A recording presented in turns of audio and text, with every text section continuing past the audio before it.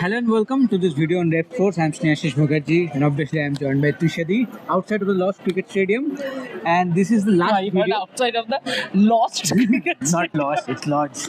Yes, Lords Cricket Stadium. It's anything but lost. Yes, absolutely. But it's kind of lost for England cricket team, right? It kind of lost. They lost the final by 7 wickets to I Australia. like how we have made this into a tongue twister show. They lost the final by 7 wickets to Australia. Australia's 7th Women's T20 World Cup title. And England had that brilliant record whenever playing Women's World Cup at home across formats. They used to win Across everything. sports as well, not only World Yes, Cup. I across think, format, Sports, across different sports as well. I heard in one of the podcasts Yes, that Made football, England women's made team, rugby and all, everything. they always came victorious, but that record is now gone. Thanks to the Aussies. Yes. But in this video we'll talk about 5 talking points from final. So let's start with the toss. Sophie Molyneux. no, the first talking point should be enough is enough, Australia. Enough. You have 7 World Cups. Stop winning. Only 7 T20 World Cup. Yeah, only T20 World Cups you have 7. And this is 10th edition of the World Cup. So it's 70%. Finished. That's our only talking point. Bye. Okay. The first Yeah. point, the toss. Sophie Molyneux won the toss, opted to bowl first. The pitch turned out to be a little bit Slower initially. initially, and then in the second inning we saw Australian batters. It eased out. Even not only in the second innings. I think you know when you saw Freya Kemp hitting as well. I thought the pitch was, and we had a chat about it. I think, but in the morning it wasn't even cloudy. I'm not sure how did the pitch start easing out, but it did start easing out. It's not like it was cloudy or there was a lot of breeze in the morning, and then suddenly it was all flat conditions.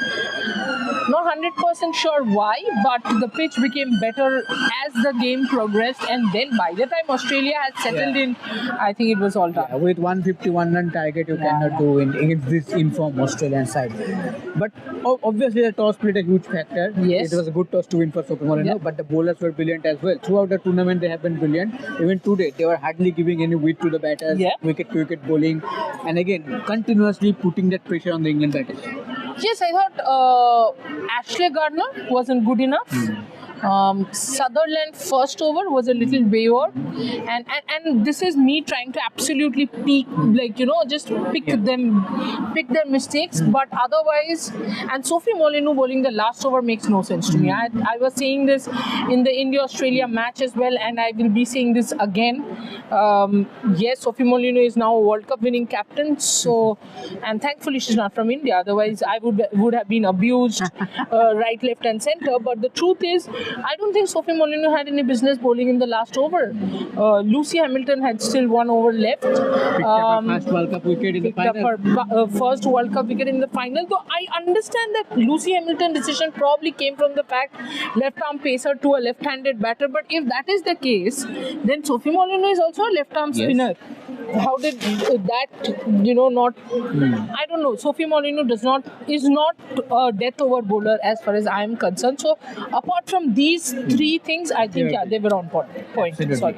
Okay, so that was the second point. Now we are moving to a third point, and that is the batting approach of England. England didn't start that much well. Nat Srivavan scored that unbeaten 50, but the strike rate is a question. The approach could have been a little bit better. What do you think? And Freya Kemp again scored those runs, but maybe too late to make any such changes or make any such impactful impact in the series.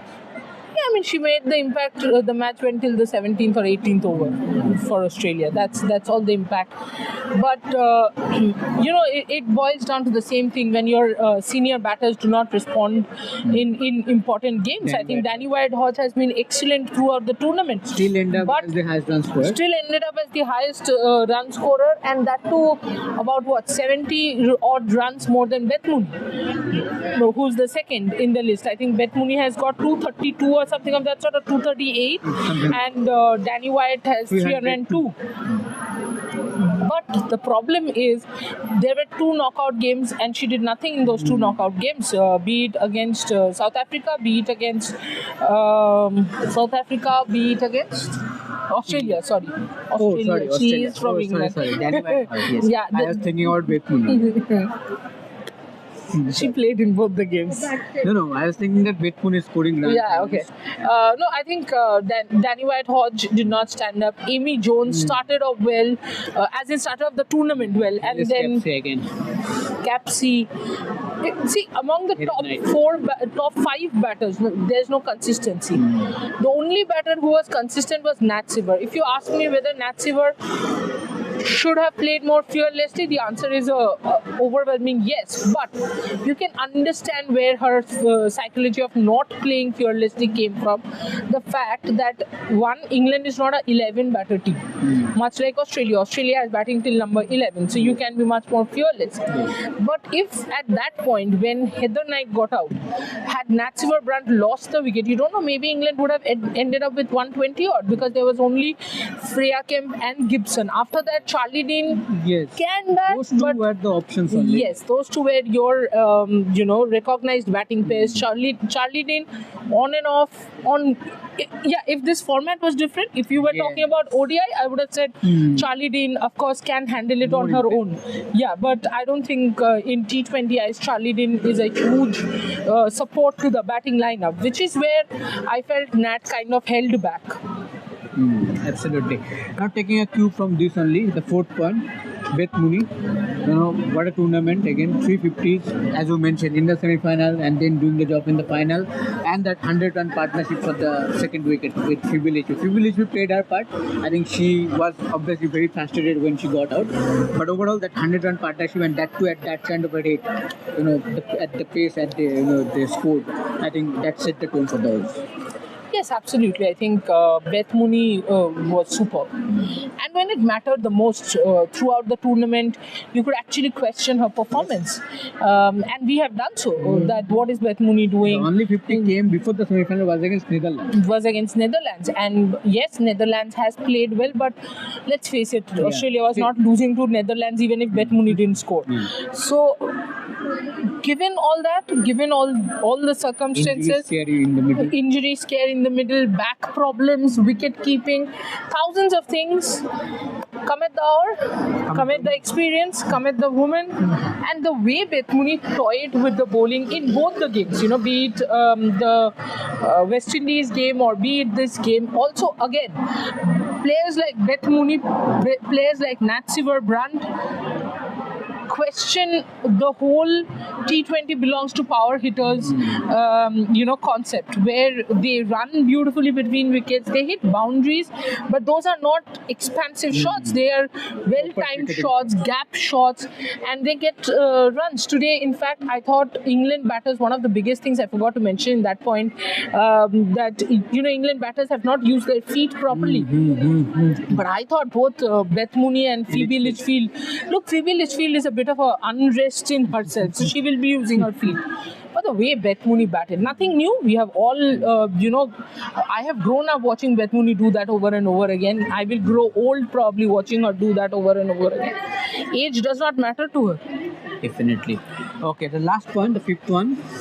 Tushadi Lord's home crowd, 28,887. Yes, so that's a huge crowd, England playing the home World Cup final, again falling short against Australia in a T20 World Cup final. Now four finals, 4 losses against Australia. How do you see, again under pressure, somehow England didn't manage to cross that line?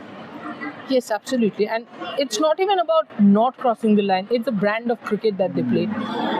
Unfortunately, in this entire World Cup, the 4 teams, other than Australia, who are among the top 5, under pressure, none of them stood up.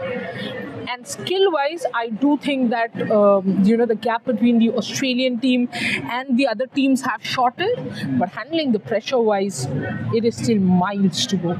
And I think Australia faltered big time in 2025. That is where I thought probably that change in mentality has happened. And see, this is what happens when you change leadership. You cannot call someone like Aliza Healy that she's not she's not fearless, or she doesn't have the guts. I mean, her whole batting is about being fearless and having a lot of guts out there.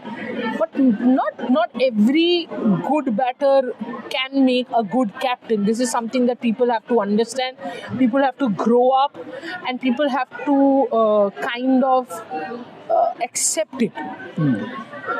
And especially a country like ours have to accept that you know what, the best player in the team does not necessarily need to be the captain. It is about who has the leadership potential, because if you still ask me, I would say Sophie Molyneux does not fit in the best playing 11 of Australia. She was given a job, she did it fantastically, and you could see that, you know, the whole team lifted her. It meant a lot. A very good friend of hers, Ellis Perry, of course, you know, hugging her and was all emotional. But even then, you would think that you know, Alana King deserves a bigger deserves a place in this team in place of Sophie Molyneux. But it just does not matter. You know, she has done the job as a leader. I think some super bowling changes. I thought the field placements were very good. Very good. Cutting the angles becomes very important in English grounds. So overall, yeah. What was your last question? I forgot. Yes, that under pressure England. Yeah, under pressure, I think not only England. I mean, yes, England failed to cross the final hurdle. Yes. But I think every single one of them, under pressure, South Africa couldn't. Under pressure, England couldn't. Under pressure, we couldn't. Yeah. So these are the top four Only teams. Australia. Yeah. Absolutely. So I think this is as of now, and big congratulations to Australia, the way they have managed to play throughout the tournament, the only unbeaten team, and deservingly winning the trophy for the 7th time in the history, you know, in terms of winning the Women's T20 World Cup final. So thank you again. Hope you guys like the video, and if you guys like the video, please like, share, and subscribe the channel, and please follow the episode for all the latest updates. Thank you.